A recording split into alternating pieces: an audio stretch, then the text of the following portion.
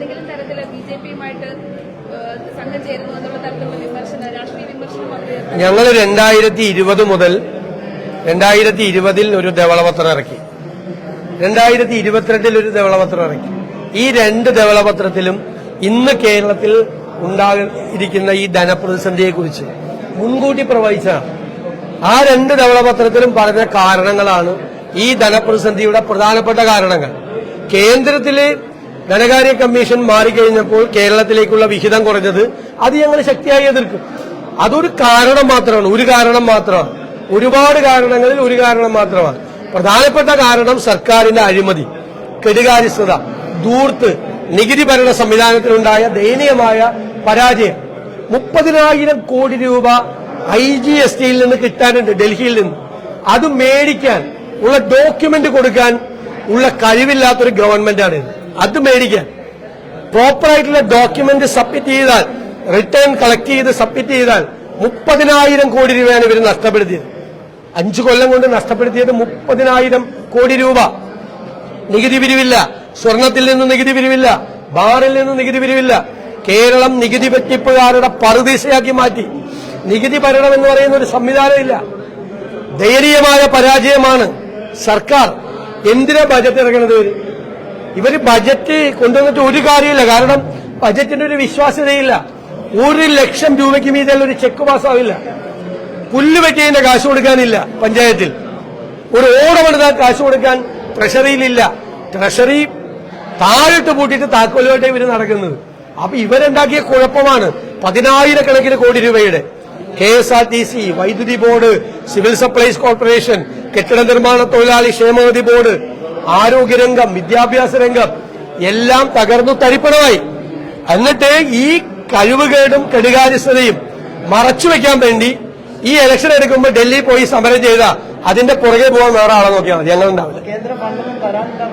ഞങ്ങൾ പറഞ്ഞല്ലോ, അത് കേരളത്തിലെ MPമാർ, UDF MPമാർ കേന്ദ്ര ധനകാര്യ മന്ത്രിയെ കൊണ്ട് കൊടുത്തു. പിന്നെ കേരള ഗവൺമെന്റ് ഒരു വൈറ്റ് പേപ്പർ ഇറക്കട്ടെ. അവർ കണക്ക് കൊടുത്തിട്ടും കേന്ദ്ര ഗവൺമെന്റ് പൈസ തരാത്ത കേസുകൾ.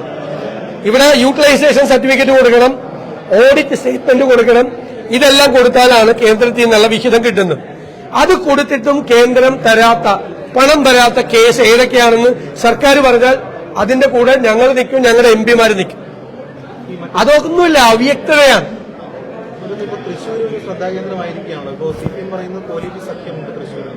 തൃശൂരിലെ സഖ്യം വളരെ ക്ലിയർ അല്ലേ? കരുവന്നൂർ ബാങ്കിലെ ED അന്വേഷിക്കുന്നു, മാസപ്പടി ED അന്വേഷിക്കുന്നു. അവസാനം അവിടെ CPM-ഉം BJP-യും തമ്മിൽ സെറ്റിൽമെന്റ് ആവും. കഴിഞ്ഞ തെരഞ്ഞെടുപ്പിലുണ്ടായ പോലെ കോൺഗ്രസ് BJP-യും തമ്മിൽ പാർലമെന്റ് ഇലക്ഷനിൽ സെറ്റിൽമെന്റ് ഉണ്ടാവുമെന്ന് വല്ല വിഡ്ഢികൾ മാത്രമേ പറയുള്ളൂ. കാരണം കോൺഗ്രസിന്റെ ഓരോ സീറ്റും കുറയ്ക്കാൻ BJP ദേശീയ തലത്തിൽ ശ്രമിക്കുകയാണ്. കോൺഗ്രസിന്റെ സീറ്റുകളുടെ എണ്ണം കുറയ്ക്കാൻ. അപ്പൊ കേരളത്തിൽ നിന്ന് ഏറ്റവും കൂടുതൽ സീറ്റുകൾ കിട്ടാൻ സാധ്യതയുള്ള, അതായത് ഉള്ള സീറ്റുകളിൽ ഏറ്റവും കൂടുതൽ കോൺഗ്രസ് എണ്ണം ജയിച്ചു വരാൻ സാധ്യതയുള്ള സംസ്ഥാനത്ത് BJP ഞങ്ങളുമായിട്ട് കൂട്ടുകൂടുമെന്ന് പറഞ്ഞാൽ അതൊക്കെ ഇവർക്ക് പറയാനൊന്നും ഇല്ലാത്തതുകൊണ്ട് പറയുന്ന. ഇവരുടെ രണ്ടുപേരുടെ ലക്ഷ്യം ഒന്നാണ്. CPM-ന്റെ ലക്ഷ്യം കോൺഗ്രസ് വിരുദ്ധത, കൂടുതൽ സീറ്റ് മേടിക്കണം കോൺഗ്രസിനെ തോൽപ്പിച്ച്. BJP-യുടെ ലക്ഷ്യം കോൺഗ്രസ് മുക്ത ഭാരതം. ഇത് രണ്ടും തമ്മിലാണ് കൂടി വഹിക്കുന്നത്. പിന്നെ അങ്ങോട്ടും ഇങ്ങോട്ടും കേസാണ്.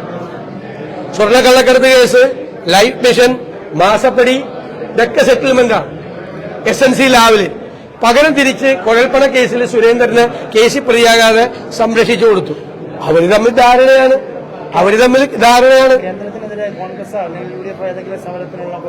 ഞങ്ങൾ ഇഷ്ടംപോലെ സമരം ചെയ്തിട്ടുണ്ടല്ലോ. ദേശീയ തലത്തിലും സംസ്ഥാന തലത്തിലും ഞങ്ങൾ സമരം ചെയ്യുന്നുണ്ട്. ഇപ്പോ ഈ കാര്യം പറഞ്ഞ് സമരം ചെയ്യാൻ പോകുന്നില്ല. പാർലമെന്റിൽ ആവശ്യമുള്ള കാര്യങ്ങൾ ഉന്നയിക്കും.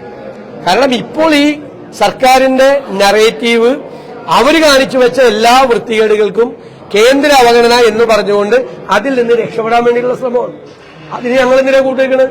ഞങ്ങളത് നവകേരള സദസ്സ് തുടങ്ങിയപ്പോൾ ഞങ്ങൾ പറഞ്ഞതല്ലേ, കേരളത്തെ മുടിപ്പിച്ചതാണ് ഈ സർക്കാർ. അതിനുത്തരം അവര് പറയട്ടെ.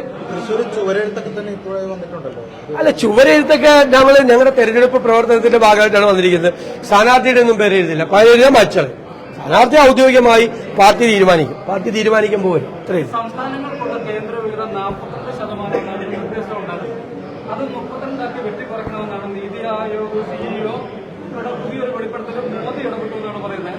പ്രധാനമന്ത്രി ഇടപെടാൻ പാടില്ല. പ്രധാനമന്ത്രി ഇടപെടാൻ പാടില്ല, സംസ്ഥാനങ്ങളിലേക്കുള്ള വിഹിതം വർദ്ധിപ്പിക്കണം. നമുക്കിപ്പോ കുറഞ്ഞിരിക്കുന്നത് 2011 സെൻസസ് കണക്കാക്കിയിട്ടാണ്. അപ്പൊ ജനസംഖ്യാ നിയന്ത്രണം ഉണ്ടാക്കിയ സംസ്ഥാനമാണ് കേരളം. അതിന്റെ പേരിൽ നമ്മുടെ വിഹിതം കുറയാൻ പാടില്ല. ഞങ്ങളുടെ സ്റ്റാൻഡേർഡാണ്.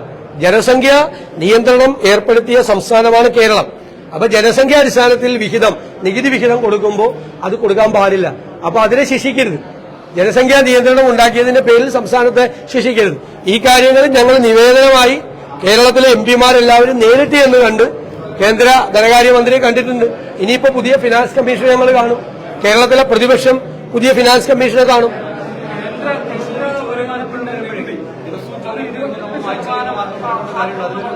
അല്ല, അങ്ങനെ ചെയ്യാൻ പാടില്ല. ഇനി അത് നിർദ്ദേശം ലംഘിച്ച് ആരെങ്കിലും ചെയ്താൽ അത് നടപടിയെടുക്കുന്ന കാര്യം പാർട്ടി ആലോചിക്കും.